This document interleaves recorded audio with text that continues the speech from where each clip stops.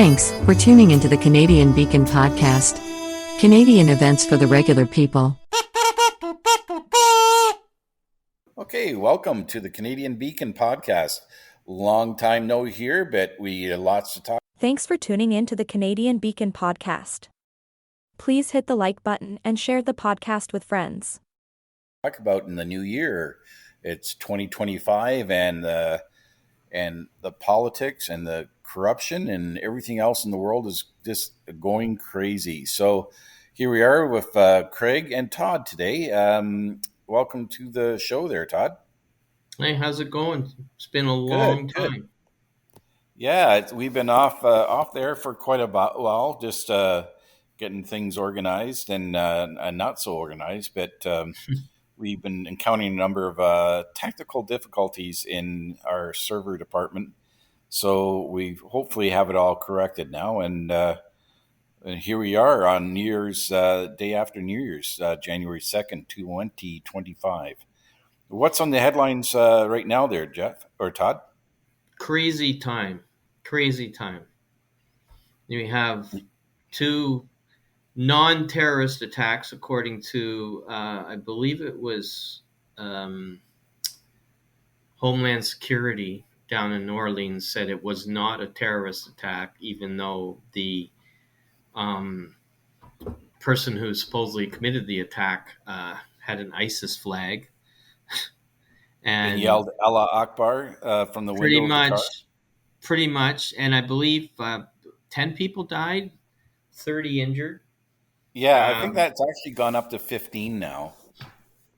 Really? 15 deaths as of around 4 o'clock today. Yeah. It's sad to say. Yeah, it's infuriating. And I was watching a interview of Senator Kennedy, who's one of the senators for Louisiana. And he said, one, the investigation's still in progress, but he did say they are looking for more than one person for some reason. Yeah, that's interesting, isn't it? Yes. It seems there's got to be some planning on more than one person's part overall of this whole mess. Yeah, and there is a connection. It's kind of tenuous, but the assailant at the explosion at Trump Tower in Las Vegas served at the same Army base as the guy who committed it in New Orleans. Yeah, and that's kind of an interesting little factor. It makes you want to kind of throws things off in a sense that is there a connection from time or their ability to plan together? Are they co-conspirators? What they may be, right? It's kind of interesting that way.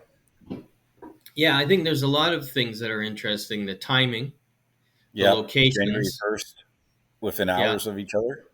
Yeah, the locations and the individuals. And the choice of vehicle too, eh? Yes. I guess that was... And they rented the vehicles used in the attacks from the same app, Turo or whatever it's called. Oh, yeah. Yeah. Huh. And it's confirmed pretty much from the Gateway Pundit that the suspect in Las Vegas shot himself before blowing up the Cybertruck. And he was found in the vehicle. Yeah, but didn't he also shoot? He shot two New Orleans police officers. No, that's the Las Vegas one shot himself. Yeah. And the New Orleans guy shot it out with New Orleans police and injured two of their officers. Yeah. Yeah, he got out of the vehicle and was shooting, and then I think he Yeah. was killed in the ensuing shootout. And the suspect in Vegas there, his name is Livelsberger. His body was so badly burned that they only be able to identify him through his tattoos. Hmm. So yeah, the guy does not fit uh, the sort of the stereotype of someone who would do that. Um, he may have had some issue with the incoming administration because he was a real pro-Ukrainian type of guy. Oh yeah. Um, yeah, he was a specialist, a technical sergeant with a university degree, um, and did some work, I think, in a lot of intelligence and security out of the base in Germany. But it's weird. I mean, he had a Yeah. distinguished military career, serving as a Special Forces Operations Sergeant with the 10th Special Forces Group. Yeah. Yeah. It makes you wonder: is he radicalized through religion, or which is probably unlikely, or is he radicalized through politics, being maybe a Democrat or something? Right. Yeah. Yeah. I think there's a lot of implications for that. Like, one, in the United States, and the old saying, right, is America sneezes, Canada catches a cold. Um, Trump's been screaming about the border. This indirectly doesn't really have a lot to do with the border right Yeah. now, but they'll use it as another complaint about the security at the Canadian border. I lost you Um, there for about the last 6 or 7 seconds there, Todd. oh, okay. Um, there's it'll just enhance their complaints about the Canadian border. Yeah, yeah, definitely will do that. And I'm worried. Two reasons I'm worried is, one, is this the start of a huge destabilization um, event going on in the United States, and who's behind it? You can't tell whether it's the deep state or actual radical terrorist type people. Yeah, And the implications with Canada, I mean, we've been seeing with our village idiot that in spite of being almost like 16% in the latest poll, is still not giving any hint that he's going to resign. yeah. Well, let's diverge onto that. That's in Canada that right now, Justin, our glorious leader there, has uh, blown up the polls by coming to a popularity of less than 16%, and which translates into less than 6 seats if an election was held today.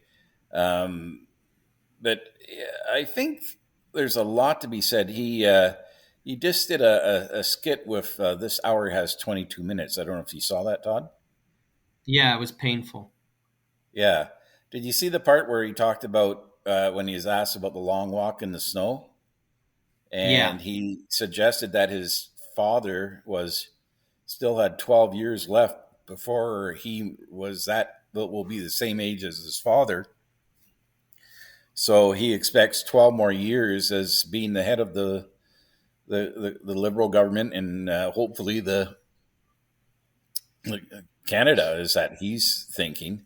So that just goes to show you how delusional he is well, he's at this got three stage. three quarters of the MPs in his party want him gone. Yeah, the East Coast, the Quebec, and the Ontario caucuses now are all telling Yeah, him to take a hike. yeah, and it's the old saying, right? The measure of a tyrant is he would gladly burn his country to the ground and roll over the ashes. And we, Yep.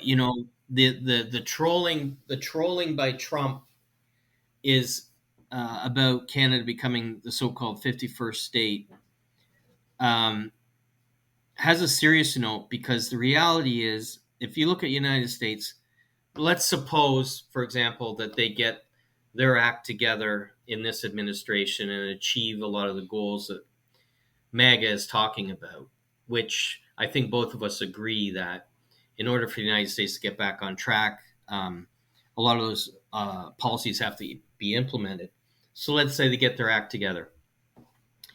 Canada's got to get its act together, and it will not get its act together as long as there's these neo-Marxist liberal clowns administrations still in charge.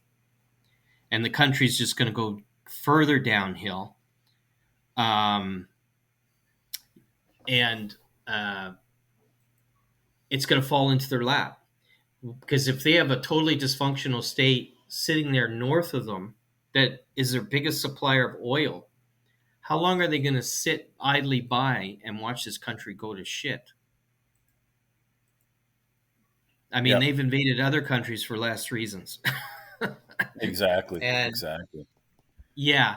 And the thing about Trudeau is that interview was telling in a way. He's not going to go.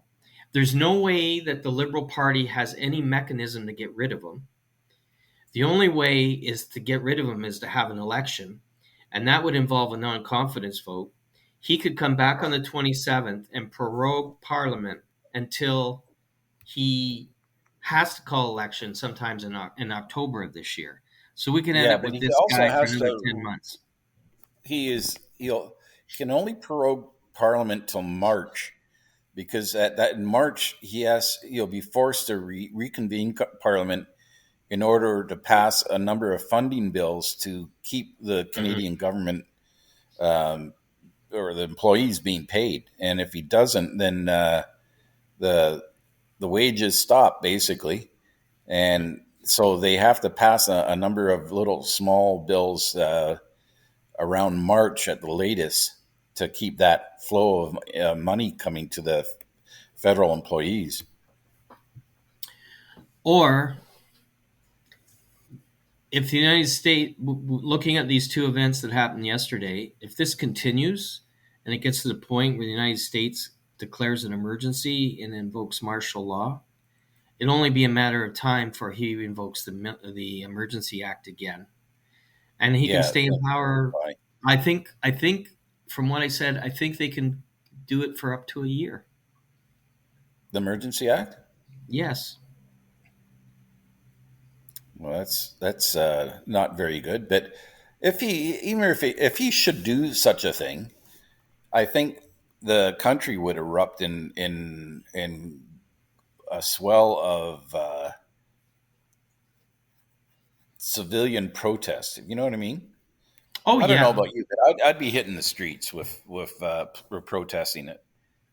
Oh, for sure. I mean, I think that would happen, but we've seen how he handles it before. Yeah, but this would be, I think, to a scale unprecedented in the history of Canada. Yeah, because he is got to be the most narcissistic sociopath that has ever held office in the West. He's terrible. He's unbelievable. He does not care. Like, you look at him and he sits there and he stands up. He just puts on an act and he says all these sweet, wonderful things, and then lays the hammer down. Like, he talks about, I'm going to improve, we're going to work on improving the middle class. Like we were talking about the other day. They're going to start shutting down oil production again. Yeah, well, they want to shut it down by over 2.5 million barrels a day coming up very shortly. I wonder what the Americans will say about that. They're not going to put up with that. No. So, fasten your seatbelts, because, Canada has been able to get away for the past decade of not being a serious country. We're like the idiot, useless brother Uh,